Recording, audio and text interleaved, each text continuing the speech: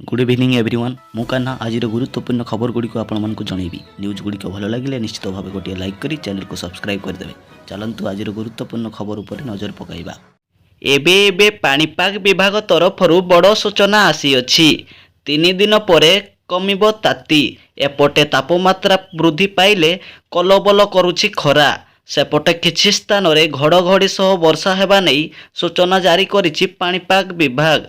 भुवनेश्वर आंचलिक पाणीपाग विभाग जारी करिथिबा बुलेटिन अनुसार आज काली समग्र राज्य रे केतेक स्थान रे हालुका धरणर वर्षा हेबार संभावना रही अछि। जिला गुड़िक हेउछि केन्दुझर, मयूरभंज, नुआपड़ा, बलांगीर, सोनपुर, बरगड़, संबलपुर, झारसुगुड़ा, जाजपुर, भद्रक जिले में केतेक स्थान रे वज्रपात सहित घड़घड़ी मारिबार संभावना रही अछि।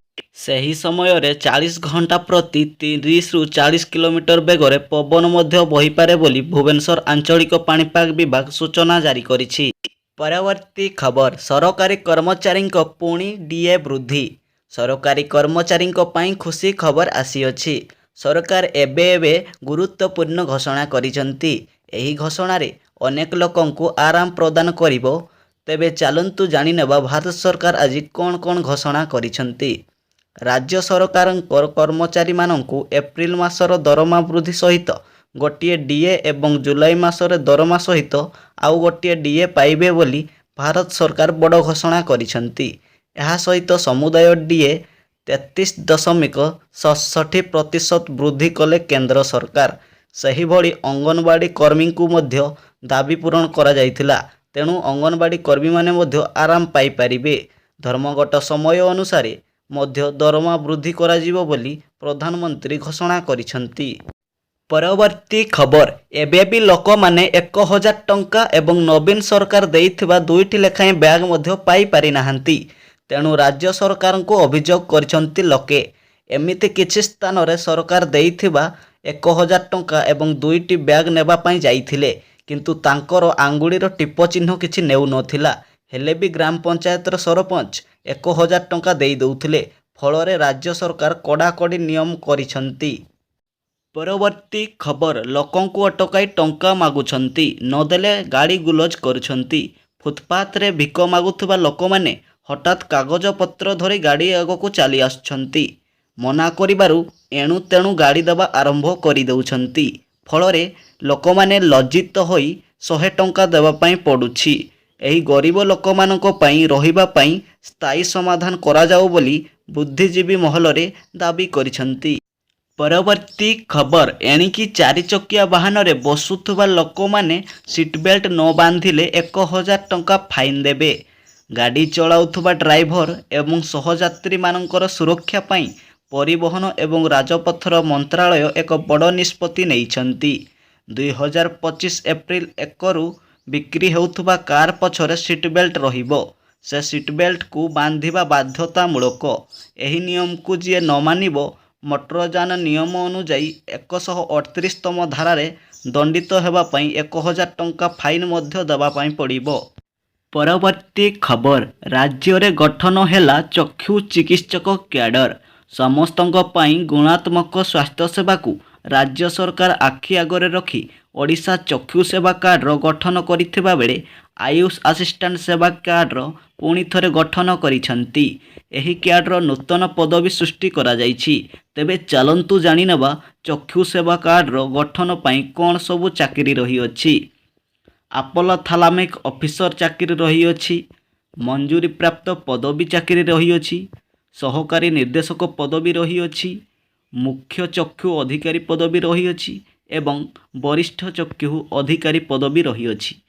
एही पदवी मध्यरु आपोलो थालामिक पदवी पई कोनोसी परीक्षा करा जिवो नाही। सीधा सड़क नियुक्ति दिया जिवो बोली राज्य सरकार घोषणा करिसंती। परवर्ती खबर निर्वाचन बेले टंका बांटिले सावधान। एथरो इलेक्शन रे जेउ लोक माने नियम को उल्लंघन करिवे सेमानकु रोकिबा पाई सिविजिल नामक आप तैयारी होईछि।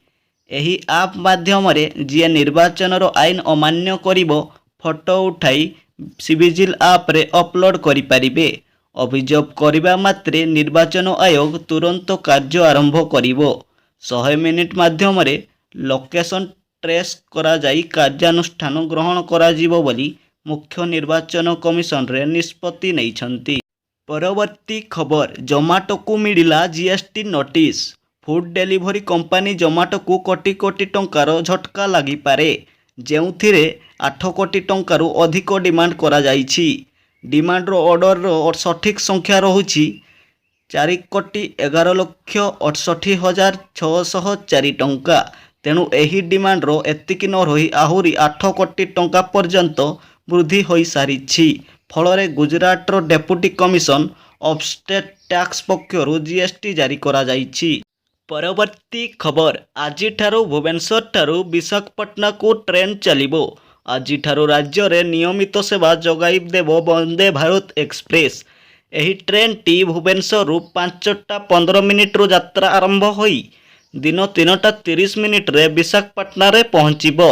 ତୃତୀୟ ବନ୍ଦେ ଭାରତ ଏକ୍ସପ୍ରେସ୍ଟି ଭୁବନେଶ୍ୱରରୁ ବିଶାଖାପାଟଣା ଭିତରେ କେଉଁ କେଉଁ ଜିଲ୍ଲା ଓ ସହରଗୁଡ଼ିକ ଦେଇ ଯିବ, ଚାଲନ୍ତୁ ଜାଣିବା। ଖୋର୍ଦ୍ଧା ରୋଡ୍, ବାଲୁଗାଁ, ବ୍ରହ୍ମପୁର, ହୀରାପୁର ଓ ବିଜୟନଗର ଦେଇ ଟ୍ରେନ୍ଟି ଚାଲିବ। ପରବର୍ତ୍ତୀ ଖବର, ଆସନ୍ତା ସପ୍ତାହରୁ ସିଝିବ ଓଡ଼ିଶା। ମାର୍ଚ୍ଚ ମାସରୁ ହିଁ ଆକାଶକୁ ଅଗ୍ନିବର୍ଷା। ତତଲା କଢ଼େଇରେ ସିଝୁଛି ଅଧା ଓଡ଼ିଶା। ରାଜ୍ୟରେ ବିଭିନ୍ନ ଜିଲ୍ଲାରେ ତାପମାତ୍ରା ବଢ଼ିଲାଣି, ତେଣୁ ଅସ୍ତବ୍ୟସ୍ତ ହେଲାଣି ଜୀବନ। ଏମିତି କିଛି ସ୍ଥାନରେ ହାଲୁକା ବର୍ଷା ହେବା ସହ କାଳବୈଶାଖୀ ନେଇ ପାଣିପାଗ ପକ୍ଷରୁ ସୂଚନା ଜାରି କରାଯାଇଛି।